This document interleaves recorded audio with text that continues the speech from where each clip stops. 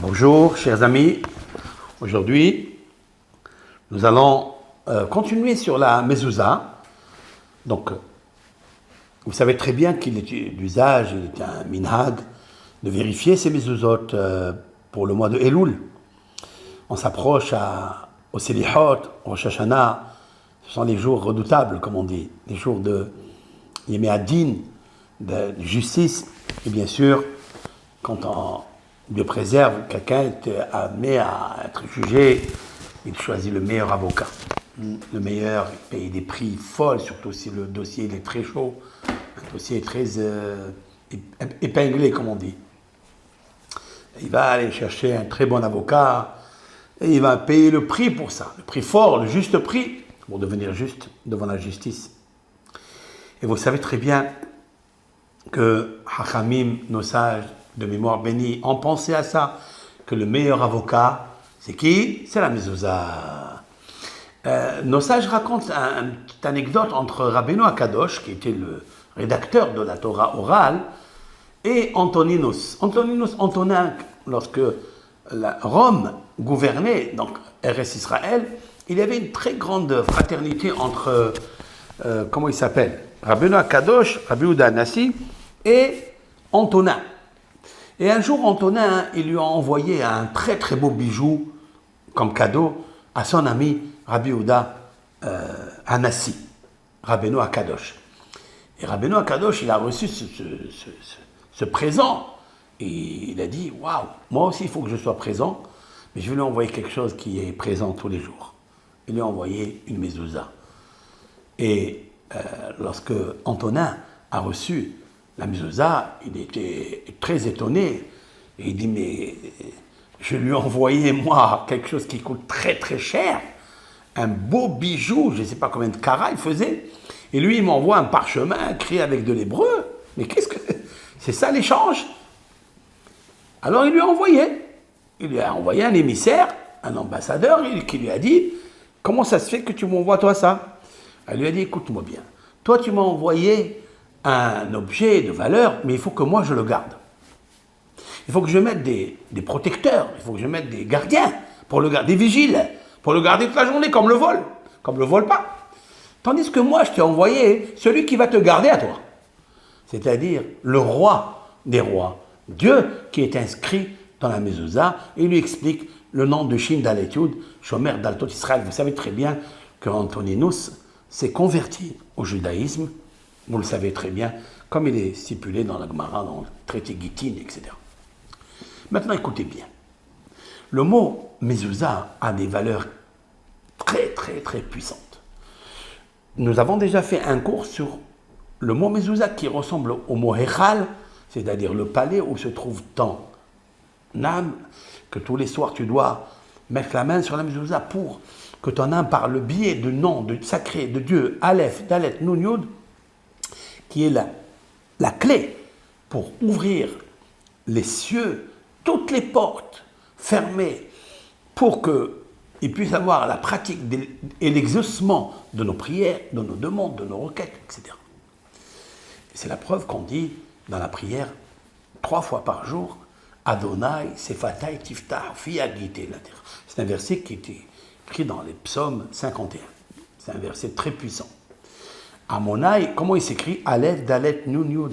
Vous avez vu que l'ouverture pour l'exaucement des prières, il faut qu'il y ait cette clé, la clé de Aleph, Dalet, Nun, Yud, pour ouvrir les cieux, pour que tes prières puissent monter. Vous demandez la santé, la bénédiction, vous demandez la parnassa, vous demandez la sagesse. Tout ce qu'on demande, il faut qu'il y ait une clé qui ouvre une porte pour que puissent rentrer les prières. Eh bien, c'est cette porte. Elle fait la même valeur numérique que mezouza. Mezouza 65, Aleph Dalet Nun Yud 65, et Hechal, He Yud Chaf Lamed 65. C'est pas beau ça? Maintenant écoutez la suite. J'ai répété ça pour des personnes qui n'ont pas écouté le premier cours, que je les invite d'ailleurs à toujours écouter A, B, C pour comprendre D. Maintenant écoutez bien.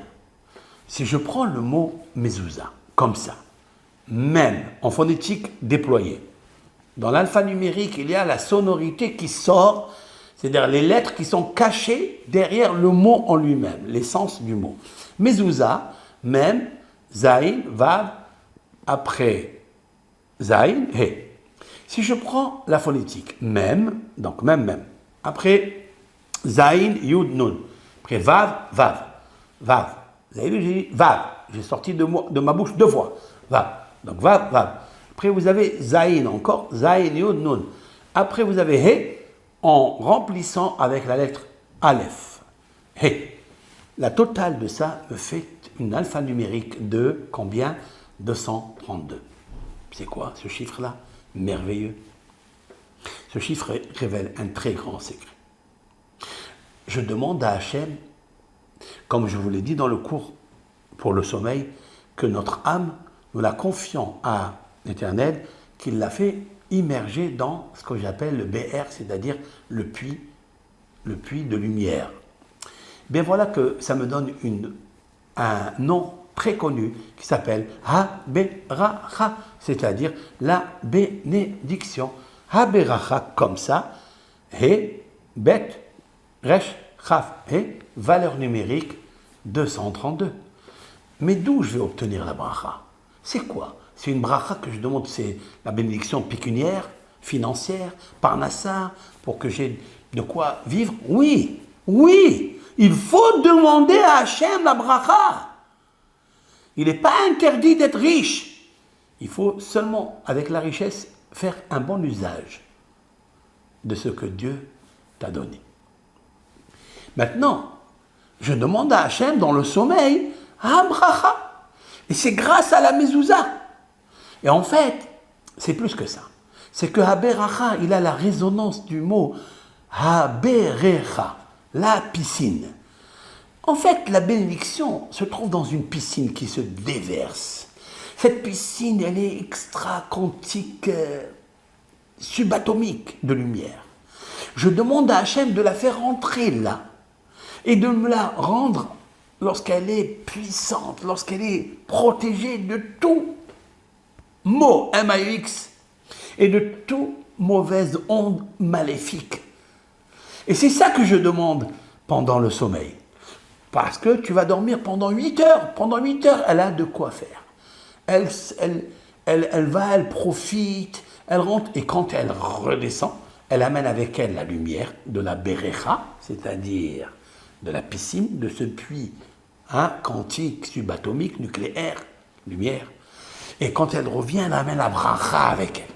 C'est-à-dire la vraie bénédiction financière. Parce qu'il faut savoir que, avant que ici, ça se matérialise en bénédiction matérielle, pécuniaire, financière, il faut qu'en haut, elle commence en spiritualité. Il y a tout le spirituel, quand il descend ici, il se métamorphose en matérialité. Quand il arrive ici, dans le monde de l'action, le monde où je peux bouger les choses, le monde palpable, le monde visible qu'on aime, nous, eh bien, d'abord, ça vient d'un monde invisible. Cela veut dire que jamais il faut penser que c'est le visible qui nous conduit. Dieu préserve. C'est Dieu qui est invisible qui nous conduit et qui nous gère et qui nous fait prospérer. Donc, tu vas recevoir Ha-Bracha. Maintenant, plus que ça. Lorsque le matin, tu te lèves, il faut que, si tu peux, que dans ta bouche, il y ait 2 mots qui s'appellent Yehi Or, que la lumière soit. Vayomer Elohim Yehi Or. Et l'Éternel a dit que la lumière soit, Vayi Or. Et la lumière fut. Si ce verset te tombe dans la bouche comme ça, sache que c'est une très bonne journée pour toi. Un homme doit doit se magnétiser, de dire que cette journée, je vais faire beaucoup de choses. Dieu va travailler en moi. Et ce travail que je vais faire en moi, je vais aider les autres. Je vais faire prospérer les autres. Je vais tout faire pour que Dieu travaille en moi et qu'il y ait la lumière. Yehi Or. Pourquoi je dis ça? Parce que la plus grande Beracha, Ha-Beracha, la bénédiction, même matérielle qui vient de l'invisible, Ha-Berecha, la piscine qui se déverse de la lumière et qui te donne ici la bracha, c'est pour faire quoi? Yehi Or, pour qu'il y ait plus de lumière, afin que tu aies plus de lumière à l'intérieur de toi.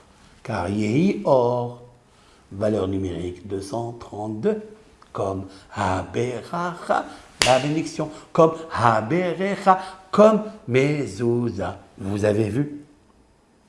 Qu'est-ce qui est caché secrètement dans le mot Mezouza?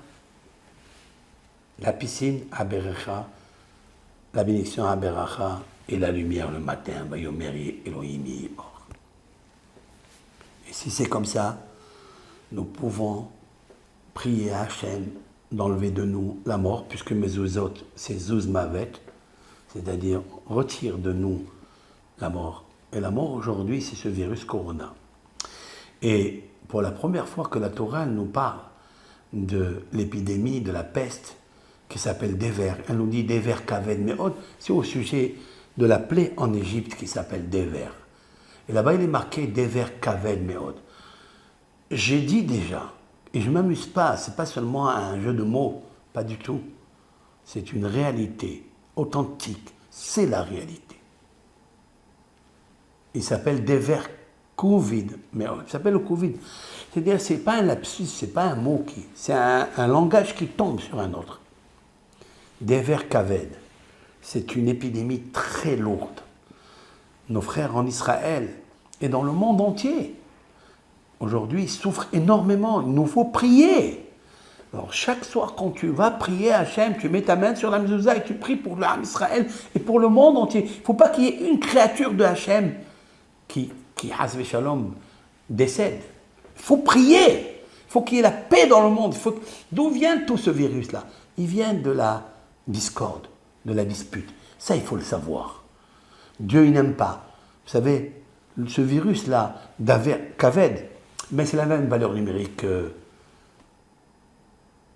Yehi Or, que Haberacha, que Haberecha. Il nous a enlevé la parole de Dieu. Il nous a enlevé l'amour de Dieu. Il nous a enlevé la bénédiction. Aujourd'hui, l'économie, il est par terre.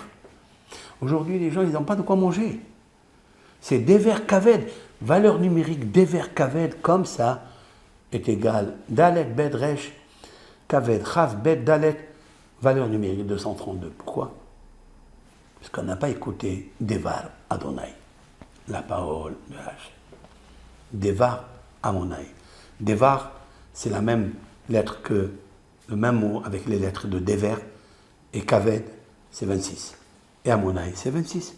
Si tu as écouté la parole de Hachem, tout ce qu'il nous dit, le Shabbat, d'aimer le prochain, de ne pas s'enorgueillir sur l'autre, même si tu es riche, même si tu as beaucoup d'élèves, reste calme. Ne fais pas les choses pour te montrer. C'est pas la parole de Dieu, ça. Ça n'est pas la parole de Dieu.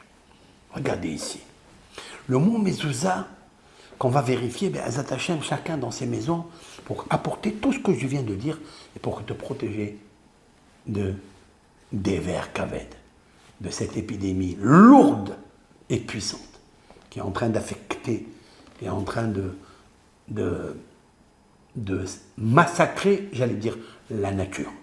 J'ai déjà fait un cours sur Dieu dit ne trouble pas la nature. Dvar Hashem, Dieu dit, j'ai dit ça, Dieu dit, c'est un titre. Dieu dit, maintenant je me rends compte que c'est Dieu qui m'a mis ça dans la bouche. Parce que Dieu dit, c'est Dvar Hashem. Dvar Hashem, c'est la même valeur numérique que Dever Kaved.